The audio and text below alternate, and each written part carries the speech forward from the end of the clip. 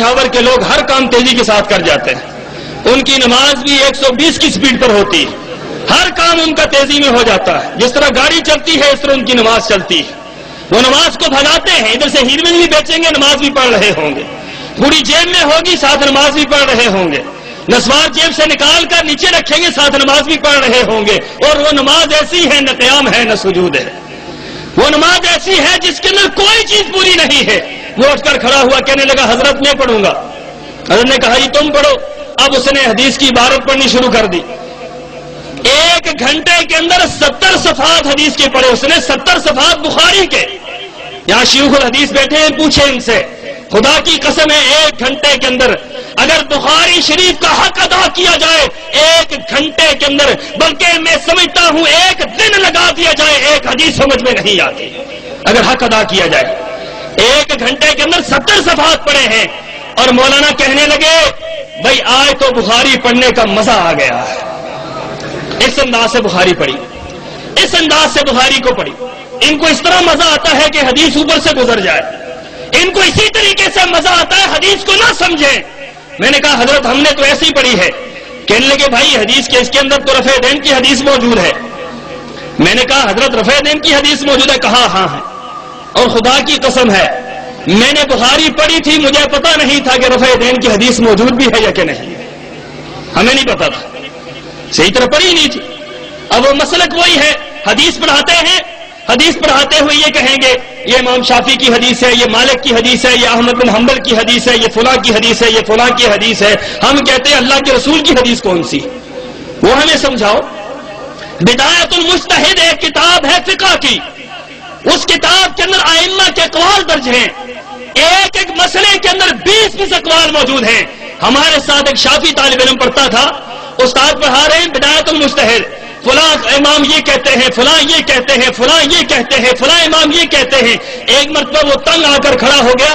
وہ کہنے لگا استاد جی یہ تو بتلائیں کہ فلاں امام یہ کہتا ہے, فلاں یہ کہتا ہے, فلاں یہ کہتا ہے. ہم اماموں کی باتیں سن رہے ہیں, اللہ کے رسول نے کبھی کچھ نہیں کہا. آپ خاموش رہے پوری زندگی. ہمیں یہ بتلائیں اللہ کے رسول نے کیا کہا ہے, اللہ نے کیا کہا ہے. ہمیں یہ بتلائے قال اللہ کیا ہے, قال رسول کیا ہے. ہمیں یہ نہ بتلائے امام ابو حنیفہ کیا کہتے ہیں, امام شافعی کیا کہتے ہیں. ہمیں یہ بتلایا جائے اللہ کیا کہہ رہا ہے, اس کا رسول کیا کہہ رہا ہے. مولانا نے یہ بات کہی, بڑی مجھے دل کو لگی. بیستی اپنے آپ کی سمجھی کہ اللہ پر حدیث ہی نہیں آتی, حدیث پڑھ کر آئے ہیں. لوگ اکثر پوچھتے ہیں کہ آپ اہل حدیث کیسے ہوئے, لمبی داستان ہے. لیکن اگر ایک حرف کے اندر بات کہوں تو یہ ایک حرفی بات یہ ہے, جب حدیث نہیں پڑھی تھی اہل حدیث نہیں تھے. جب حدیث نہیں پڑھی تھی اہل حدیث نہیں تھے. اہل حدیث اس وقت بنے, نکلے حدیث پڑھنے کے لیے کہ اب حدیث کو پڑھیں گے اور حدیث پڑھ کر اہل حدیث کا مقابلہ کریں گے. حدیث کس لیے پڑھیں گے, اہل حدیث کا مقابلہ کریں گے. خدا کی قسم ہے جب میں حدیث پڑھنا شروع ہوا میں نے دیکھا بخاری شریف کو اٹھایا, وہاں پر مجھے اہل حدیث کا مسلک نظر آیا. مسلم شریف کو اٹھایا, اہل حدیث کا مسلک نظر آیا.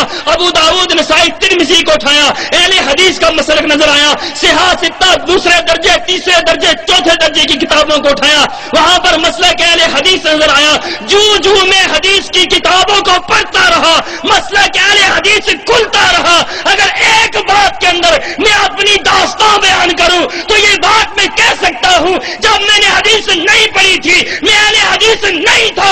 جب میں نے حدیث پڑھنی شروع کی اللہ نے اس کی برکت سے مجھے اہل حدیث بنا دیا. تکبیر, مسلک اہل حدیث. یہ روکتے ہیں, کہتے ہیں حدیث نہ پڑھو گمراہ ہو جاؤ گے. ان کو پتا ہے جو حدیث پڑھتا ہے وہ اہل حدیث ہو جاتا ہے. یہ اہل حدیث کو گمراہ کہتے ہیں. ان کو پتا ہے حدیث نہ پڑھو, بخاری نہ پڑھو مشکل ہے, نسائی نہ پڑھو مشکل ہے, ابو داؤد نہ پڑھو مشکل ہے. میں یہ بات کہتا ہوں ذرا فقہ کو تو اٹھا کر دیکھ لو, وہ کتنی آسان ہے. ایک ایک مسئلے کے اندر 20 ائمہ کے اقوال موجود ہیں. کوئی کہتا ہے یوں کرو, یہ ہے میرے سامنے, اکثر مثال میں دیتا ہوں. 4 ائمہ ہے, چاروں اماموں کا مسلک مختلف ہے. ایک کہتا ہے حلال ہے, دوسرا کہتا ہے حرام ہے. کتنا فرق ہے. تیسرا کہتا ہے مکروہ ہے، چوتھا کہتا ہے مباح ہے۔ زمین و آسمان کا فرق ہے یا کہ نہیں؟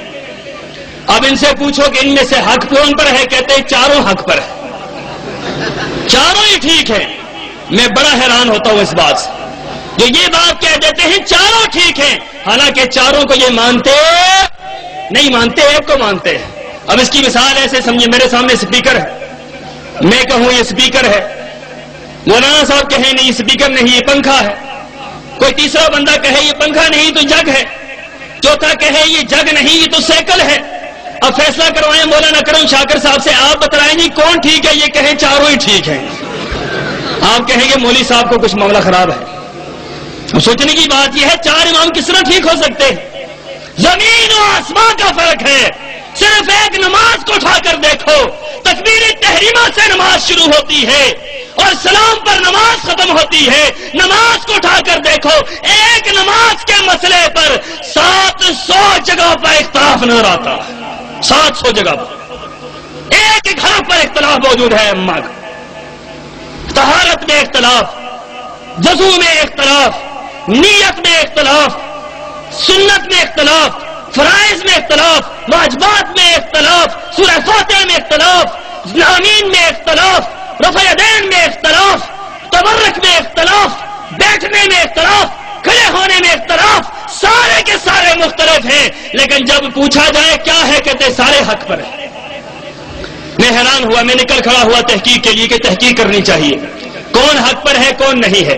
اور خدا کی قسم ہے میں یہ بات آپ سے کہہ دوں کہ جو شخص نیوٹرل ذہن کر کے صاف ذہن رکھ کر جو تحقیق کے لیے نکلتا ہے، میرا ایمان ہے کہ اس کی منزل اہل حدیث پر آ کر رک جاتی، وہ اہل حدیث بن جاتا ہے۔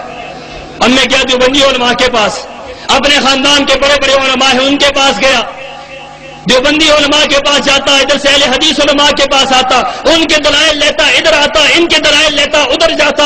اسی دوران ہمارے ایک عالم دین ہیں مولانا شفیع الرحمان فیضی، بہت بڑے ارتباط کے عالم دین، دیوبندی مکتبہ فکر کے بہت بڑے پروفیسر، ان کے ساتھ میرا مناظرہ، ان کے ساتھ میری گفتگو شروع ہوئی۔ مولانا دیوبندی عالم دین ہے، میں بھی دیوبندی تھا، ہم بیٹھ کر حدیثیں تلاش کر رہے ہیں، رفع یدین کی حدیثیں ڈھونڈ رہے ہیں، رفع یدین کرنے کی حدیثیں بھی ڈھونڈ رہے ہیں، نہ کرنے کی حدیثیں بھی ڈھونڈ رہے ہیں۔ ہم نے بخاری اٹھائی، مسلم اٹھائی، ابو داؤد اٹھائی، نسائی اٹھائی، ترمذی اٹھائی، پوری صحاح ستہ اٹھائی۔ آپ حیران رہیں گے پوری صحاح ستہ ہم نے چھان ماری، رفع یدین کرنے کی حدیثیں تو ملتی ہیں، نہ کرنے کی کوئی حدیث نہیں ملتی۔ حیران ہو گئے کہ ہمیں اپنا مسلک تو نظر ہی نہیں آ رہا۔ رات کو سو گئے، کہنے لگے بھائی صبح تلاش کریں گے۔ صبح میں اٹھا، میں نے دیکھا مولانا سنتیں پڑھ رہے ہیں اپنے حجرے کے اندر اور ساتھ ساتھ رفع یدین کر رہے ہیں، حنفی عالم دین رفع یدین کر رہے ہیں۔ اور خدا کی قسم ہے میں نے کئی حنفی علماء کو دیکھا رفع یدین کرتے ہیں۔ آپ نے کبھی آج تک اہل حدیث علماء کو بند کمرے کے اندر ایسے نہیں دیکھا ہوگا کہ وہ رفع یدین نہ کرتے ہیں، کیونکہ ان کو پتا ہے رفع یدین سچ ہے، نہ کرنا کسی حدیث سے ثابت نہیں ہے۔ ان کو پتا ہے کرنا سچ ہے، نہ کرنا کسی حدیث سے ثابت نہیں، تب وہ اپنی جگہ پر کر لیتے ہیں۔ ایک حنفی عالم دین جو میرے استاد تھے مجھے کہنے لگے میں کبھی کبھی رفع یدین کرتا ہوں لیکن اپنے کمرے میں کرتا ہوں۔ میں نے کہا استاد جی باہر کیوں نہیں کرتے؟ کہتے ہیں لوگوں کا کیا کریں، لوگ بڑے پریشان کرتے ہیں۔ میں نے کہا استاد جی یہ بات بتلائیں کہ آپ سورہ فاتحہ امام کے پیچھے پڑھتے ہیں؟ کہنے لگے یہ بات بتلانا کسی کو نہیں، میں کبھی کبھی سورہ فاتحہ بھی پڑھ لیتا ہوں۔ میں نے کہا حضرت وہ کیسے؟ کہتے ہیں اس وجہ سے کہ اگر کل اللہ نے کہہ دیا تمہاری کوئی نماز قبول نہیں ہے، سورہ فاتحہ نہیں پڑھی، میں کہوں گا اللہ یہ چند ہی نمازیں قبول کر لے جو سورہ فاتحہ کے ساتھ ہوئی۔